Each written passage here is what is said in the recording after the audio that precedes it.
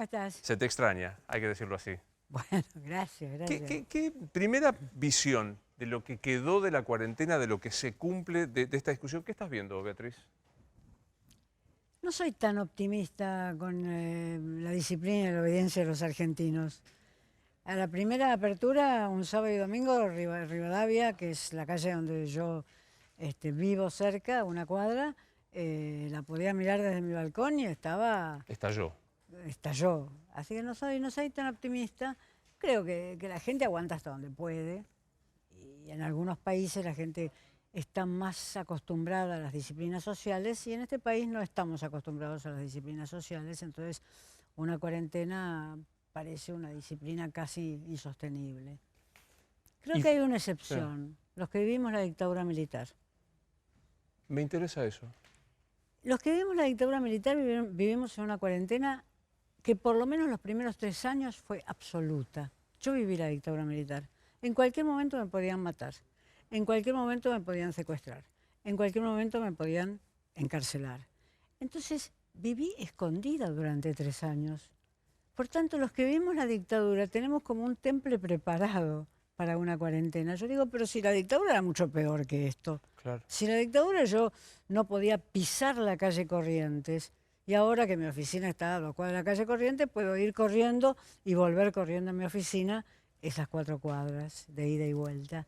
O sea que los que vivimos la dictadura sabemos realmente que hay situaciones mucho más graves, mucho más pesadas de soportar y que además provocan muchísimas más muertes.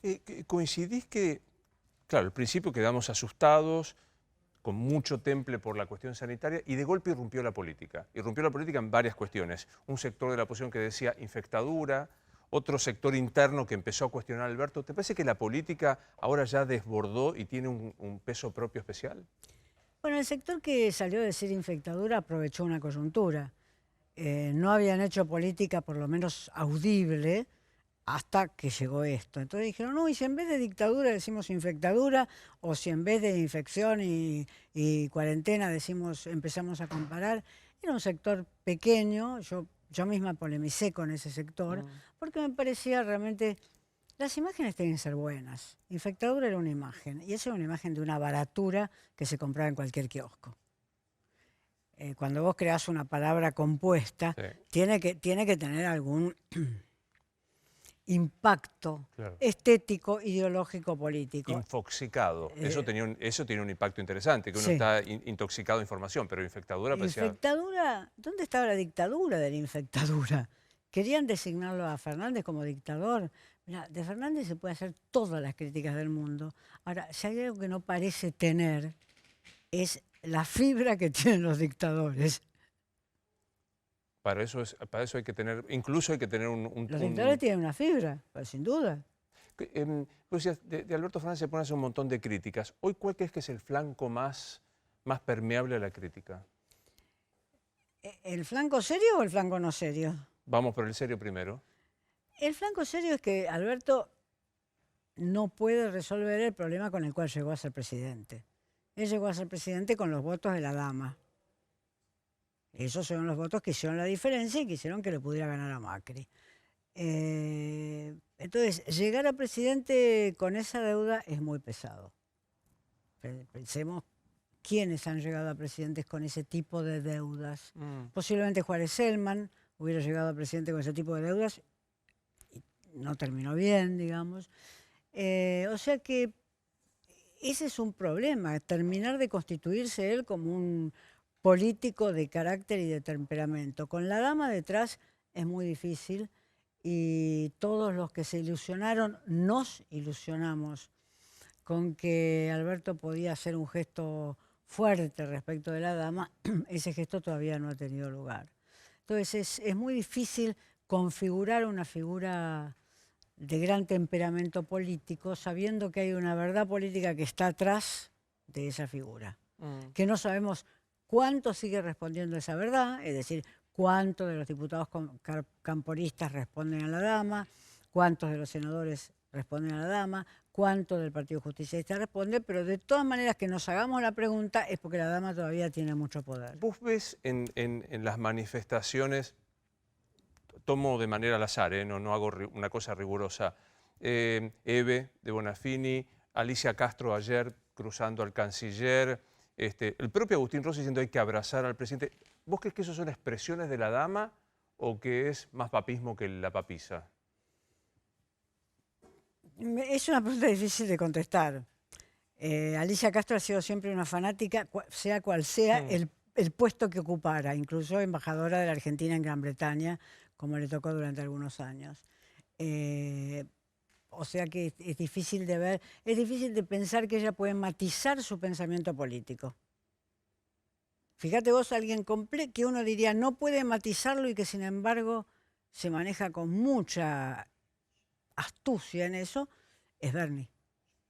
Él puede terminar un reportaje diciendo yo estoy con el kirchnerismo y sin embargo en el curso del reportaje puede hacer pequeñas separaciones de los kirchneristas que fueron designados por la dama en el gabinete de Alberto, como Frederick, por ejemplo. Alicia Castro bueno, nunca ha sido una buena política. Nunca ha sido una buena política.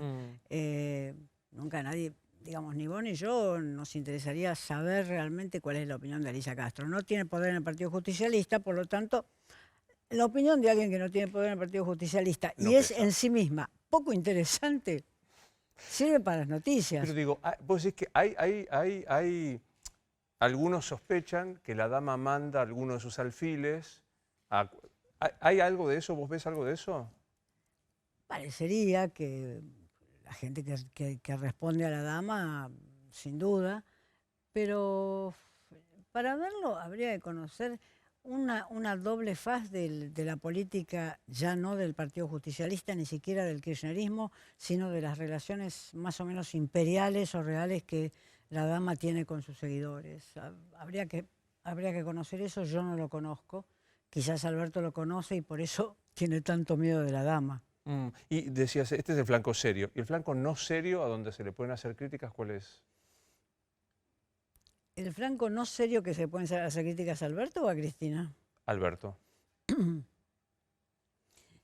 El flanco no serio, digamos, no dramático, es su política de comunicación, yo diría. Alberto no puede aparecer en picoteos de noticias 7 veces por día. Es el presidente de la República. No es ni siquiera el vocero presidencial, que tampoco debería aparecer en un picoteo de noticias 7 veces por día. Es el presidente de la República. Tiene que hablar, aún en estas circunstancias extremas, tiene que hablar una vez por semana, sintetizando los logros o los fracasos de esa semana y dando esperanza o con lo que fuere, tranquilizando o lo que fuere a los ciudadanos. Pero no que tenga micros de televisión prácticamente 6 o 7 veces por día. Que pierden toda calidad, que por otra parte pierden toda calidad. No es un gran orador y a nadie se le puede reprochar que no lo sea, no lo somos, pero si uno se repitiera 7 veces por día sería intolerable. Bueno, Alberto no es mucho más tolerable porque ser presidente, en lugar de agregarle peso a esas repeticiones, se las quita. El presidente de nuevo diciendo lo mismo que dijo a las 11 de la mañana. Lo está diciendo de nuevo a las 3 de la tarde y de nuevo a las 5. De alguna manera yo creo que la desesperación del periodismo por tener noticia permanentemente hace que esa tendencia de Alberto sea respondida ampliamente por el periodismo. Claro. Ahora, también me gusta esa imagen del picoteo periodístico diario, que es propio a lo mejor de un subse, de un secretario, de alguien de menor envergadura. Pero ni Capitanich, cuando era ni Capitanich, Lo que es decir, lo cual es decir mucho, aparecía una vez por día, temible, pero aparecía una vez por día. Alberto, si hiciéramos un relevamiento, aparece no menos de 5 o 6 veces, con además, digo picoteos, porque son tomas cortas. Porque suponete que decidiera colonizar con su imagen a la televisión, pero entonces no serían 5 minutos. Además de los tweets. Presidente en la línea de Trump, no en la línea ideológica, pero en esa modalidad, de mandar tweets contra o a favor de sus seguidores o de sus opositores. Sí, más mensajes a periodistas y demás. O sea, es como incluso una inversión de tiempo no menor la que hace el presidente, ¿no? Sí, bueno, en pandemia le debe sobrar el tiempo. Le debe sobrar el tiempo. Dijiste que podrías hacerle críticas serias y no serias a Cristina. ¿podés perfilar cuál es la Cristina desde el 10 de diciembre hasta ahora? Todo está atravesado por la pandemia, yo lo tengo claro. Pero digo, ¿podés saber qué Cristina volvió desde el 10 de diciembre?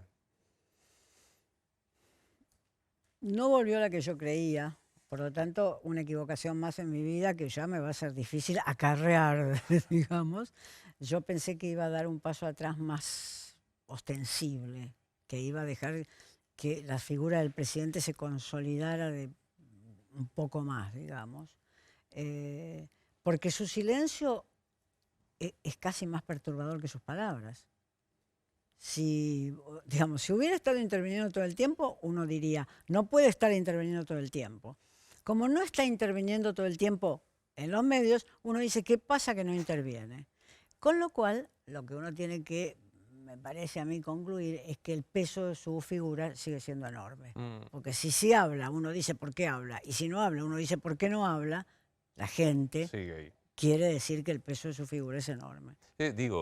Concretamente con un solo tuit, retuiteando una nota de Alfredo Zayat de Página 12, nos tuvo a todos nosotros. Efectivamente. Y hasta el propio presidente. Porque esto es lo que a mí me sorprende. Que el presidente en esto que vos definís, y robaré, citando la fuente, de este picoteo periodístico, decide descender a todo tipo de discusión. No solo a un tuit de Cristina, que no es poca cosa. Digo, a una palabra de Bonafini, a una discusión de un funcionario menor. Esto es lo interesante. Ahora, Cristina tiene una potencia con un solo tuit indudable, ¿no? Enorme, porque tiene una potencia de repetición. Y además porque en esos tweets no se ocupa de cuestiones que podría ocuparse. Vos fíjate, Máximo tiene presentado un proyecto que a mi juicio es un gran proyecto, que es el del impuesto a las grandes fortunas, que son 13.000 personas. No le viene a afanar el Departamento de 5 Ambientes a nadie. Es un impuesto que agarraría a 13.000 personas. Es un gran proyecto. Su madre en silencio sobre eso. O sea que hay algo de, uno podría decir, en un barrio sería, hay algo de maldad en esta señora. Porque en el momento en que podría tener un mensaje con el cual alinearía su tropa y recibiría quizás la simpatía de muchos ciudadanos, ahí calla. ¿Y a qué lo atribuís a eso? Porque primero decir que vos crees que... A su mezquindad política, es una persona políticamente muy mezquina. Cristina es muy mezquina. Sí. A su mezquindad, cosa que otros líderes no tienen, dejan crecer otra gente.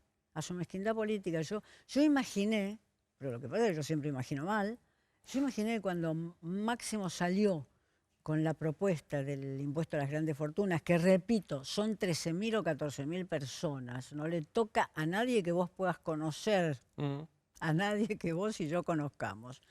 Yo imaginé que ahí iba a haber un movimiento de rodear eso, porque es un impuesto, justo ese impuesto a las grandes riquezas, el impuesto a las grandes riquezas existe en todos los países del mundo, es un impuesto diferencial, o es diferencial ganancias, o es diferencial ingresos, o es diferencial bienes, pero es un impuesto que marca quiénes son los ricos de los ricos de los ricos de los ricos.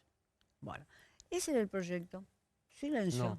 Vos decís que es justo en tanto en cuanto a la tragedia, la extraordinariedad de la situación de pandemia. Y en cuanto a la distribución, en cuanto a llamar la atención sobre las mayores cargas que aquellos que son multimillonarios tendrían que hacer en un país como la Argentina, que es un país que está en el fondo de la tabla. Pues esta es la otra cosa que tenemos que reconocer, no es que pasa la pandemia y encontraremos el lugar que vamos a merecer. Si encontramos el lugar que vamos a merecer, va a ser 31 empezando desde abajo en la tabla. Pues decías, hay una mezquindad de la dama en cuanto a no dejar aparecer otro dirigente. ¿Hay modo de pensárselo, Alberto, sucediéndose a sí mismo, con entidad propia para sucederse a sí mismo? No, porque no tiene todavía construido... No, esto es hoy, me estás haciendo la pregunta hoy, ¿no? Sí, claro, sí, esto es lo que con la labilidad del hoy. Él todavía no tiene construido nada en el PJ y no tiene construido nada en los gobernadores. Los gobernadores le responden porque Alberto es el que maneja los ATN, porque Alberto es el que maneja los presupuestos que pueden ir a las provincias, pero no tiene construido allí, porque así llegó. Llegó en 6 meses. Recordémonos que 6 meses antes de las elecciones, Alberto no iba a ser presidente. No, claro.